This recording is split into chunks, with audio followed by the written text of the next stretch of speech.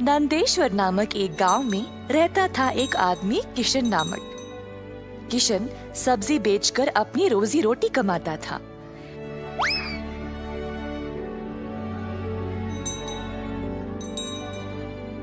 किशन अकेला था तो उसी को खेत जाकर किसानों से सब्जी लाना पड़ता था।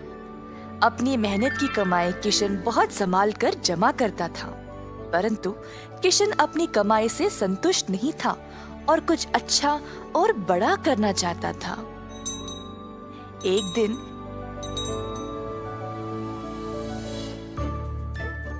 किशन सब्जी बेच रहा था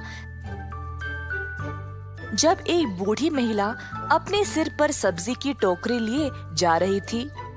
सब्जी ले लो, सब्जी ले लो। किशन उस बूढ़ी औरत को देखकर हैरान रह गया। ये महिला इतनी उम्र में सब्जी बेच रही है। किशन के सब्जी बेचने से पहले ही बूढ़ी महिला ने घर घर जाकर सब बेच दिया। जब तक किशन पहुंचा, किसी को भी और सब्जी की जरूरत नहीं थी। किशन को बुरा लगा तो उसने सोचा कि वह कल के दिन जल्दी आएगा और कुछ न कुछ बेचेगा।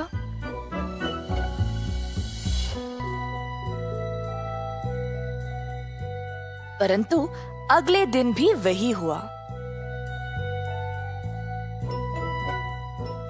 कुछ दिन बीत गए और किशन जानना चाहता था कि यह बूढ़ी महिला इतनी जल्दी सब्जी कैसे बेच रही थी, तो वह उसका पीछा करने लगा।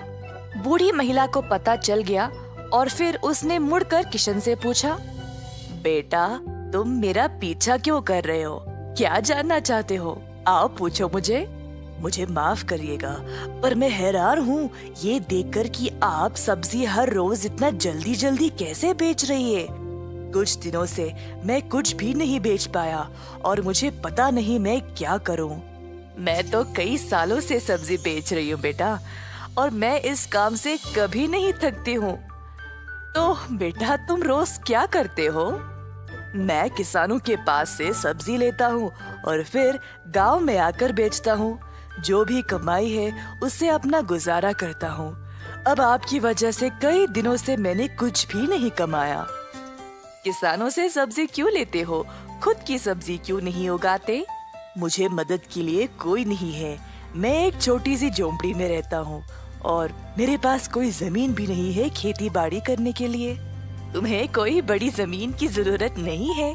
अपने घर के इर्द गिर्द जितनी भी जगह है उसमें ही तुम सब्जी उगाना शुरू करो। मुझे ये बोलने के लिए बहुत शुक्रिया अम्मा।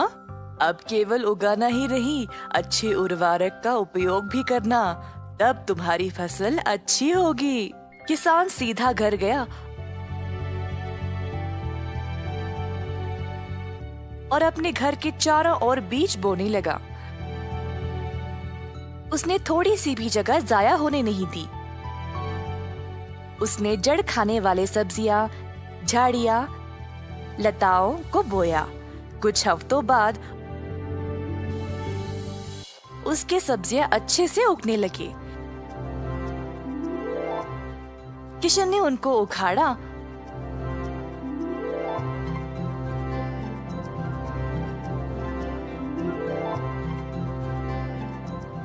और गांव गया बेचने के लिए।